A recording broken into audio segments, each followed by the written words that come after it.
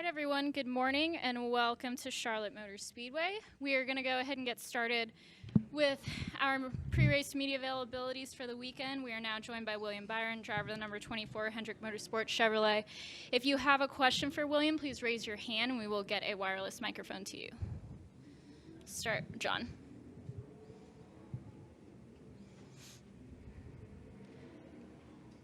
I think microphones are coming.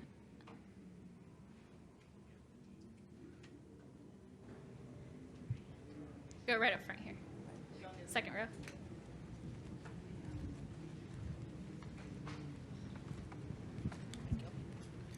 John Newby, NBC Sports. Have you and Rudy had conversations about whether you're going to try to flip the stages or stay out and try to get points, especially with how chaotic the final stage was last year? For sure. I think the strategy has been a big topic this week.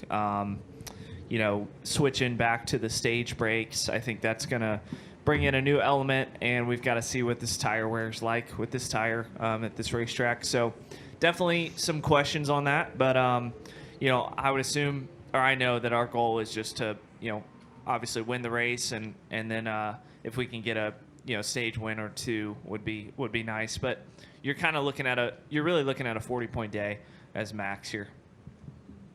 Okay, let's go next to Matt Weaver and then to Claire and then to Lee. Matt Weaver, Sports Not. You've had success with Atlanta, with New Atlanta. So with New Atlanta being added to the playoffs next year, do you kind of embrace the kind of unpredictability of that new first round? Or is that something that you feel a little tenuous about? Yeah, definitely nervous about it. I mean, I've won 2 races there, and I've crashed out of the other 2. So it's very hit or miss, and hopefully, next year we can have 2 good races.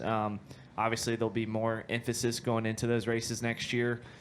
This year when you went to Atlanta, great chance to get some points, but not really planning, outside of that. So it's definitely throws a wrench in the playoff format, and I think that having 2 road courses as well, it's going to really put an emphasis on kind of the special teams races, of our season in the past. Road courses have typically been kind of an afterthought, outside of this track, the ROVAL. So I think it's going to put an emphasis on those, and obviously an emphasis on being good at Atlanta, which we already are, but we need to limit those DNFs. And then one kind of off-the-wall question. Next week is the Winchester 400. And for people who have never been in that race like you have or seen it, what would you tell people about why that race is so challenging and so tough?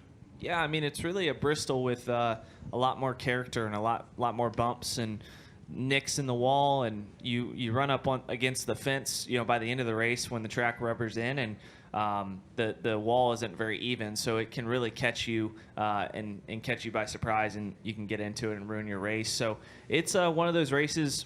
And with mechanical things being an issue with those cars, you really are testing the mechanical side of that car, the chassis, how much it flexes, if it can withstand the whole race. So it's a lot of man and machine, and I feel like we've lost that in the Cup Series. So it's cool to have a racetrack that really tests the cars. Go next to Claire. Claire B. Lang, Sirius XM NASCAR Radio. William, can you talk about qualifying and how important qualifying is, and as a driver, how you look at qualifying here in the playoffs? I mean, for us, it's important, but it's not the end-all for us, just because of our position and being locked in. But it is important. We want to get the pole for pride, really, and try to set ourselves up for a good first stage. And but if we can be in the top 10, it's a great effort for us. And then if we can even be in the bottom teens, which I feel like we're capable of with our speed on road courses, that would be a nice goal as well. So really just kind of wait and see how the racetrack is when we get out there. And I think Group A is a slight disadvantage, but it should be okay.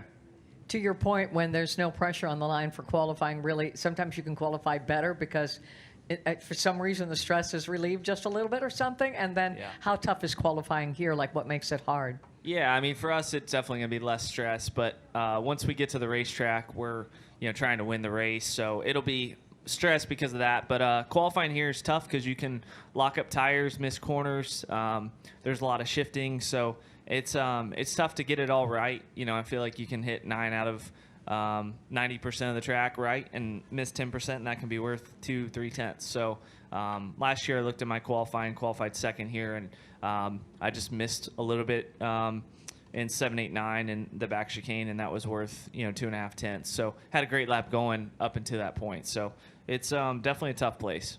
Thanks, good luck. We'll go next to Lee Spencer.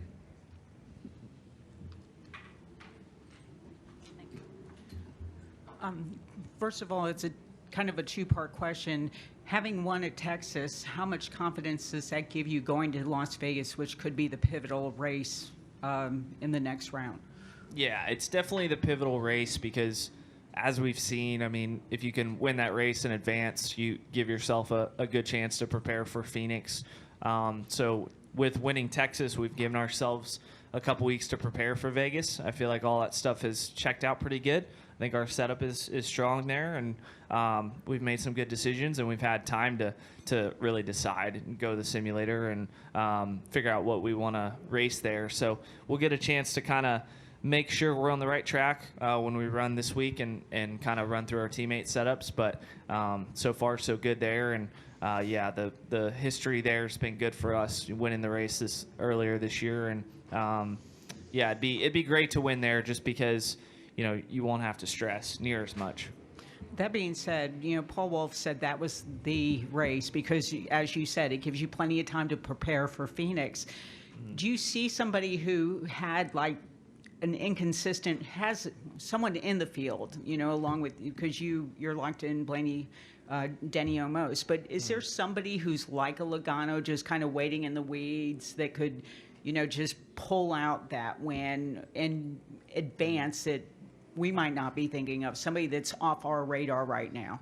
I don't know. I mean, I'm not really worried too much about the other people in the playoffs. I think for us, it's just trying to focus on what we do best. And I'm not trying to rank guys or try to figure out who's got what. But we'll certainly see when everyone unloads off the truck at Vegas what they have, and you kind of adjust from there.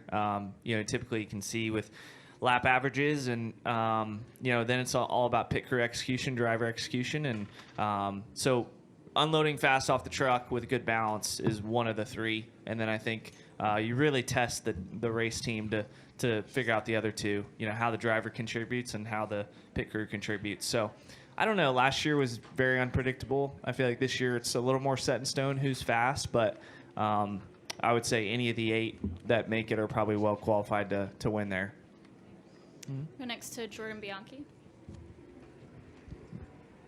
Jordan Bianchi, The Athletic, kind of piggybacking off of Lee's question, when you look at that next round, not only Vegas, but Homestead, Martinsville, 3 tracks you've had success on, this team has been pretty consistently fast on. How are you feeling entering this round? I would say good. I would say the most good about the beginning of the round because we obviously had a dominant race there, scored max points in the spring, and, just we're a top 2 car, us in the 5. And then I think as the round trickles down, I think the end of the round I'm a little bit more apprehensive about because of how we ran in the spring at Martinsville. We had an issue there with the clutch, but we were not super competitive there. We were great in practice, but not in the race. So I feel confident in all the tracks, but I would say less confident as the round goes. So hopefully over the course of the next 2-3 weeks, I can kind of gain some confidence and gain some certainty in what we have there. But I would say Vegas and Homestead are definitely really good tracks for us. When you look at how you guys have ran and kind of assuming that you're going to continue to run well and looking at the fact that you've got all these kind of bonus points and you're going to have a little bit more of a safety net than some other guys, are you feeling like, I don't want to say it's easy, but is your path to Phoenix and the Championship 4 relatively straightforward in your mind? It's definitely us against ourselves. I feel like it's us executing races. It's us putting together good performances, top 5 performances that we know we're capable of. But yeah, that being said, the points are really close. So yeah, I mean, to be honest with you, I haven't really looked a lot past Vegas. So I think honestly, I've thought a lot about this weekend right now, and then Vegas has really been a focus for us. And then we've got a little bit of Homestead trickling in as we get prepared for that. But it's really hard with this deal to really not just think week to week. All right, we have time for one final question. We're going to go to Bruce.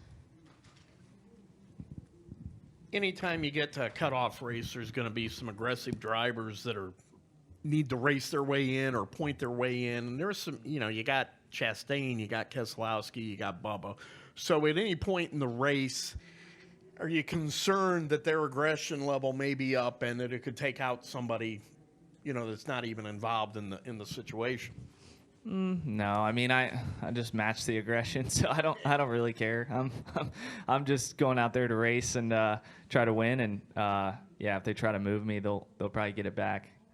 And also, looking ahead to next year, there will be 2 road courses in the playoffs. So with Watkins Glen being added, how do you feel about that? Do you think that's a good representation of the 10 races to have 2 road course events?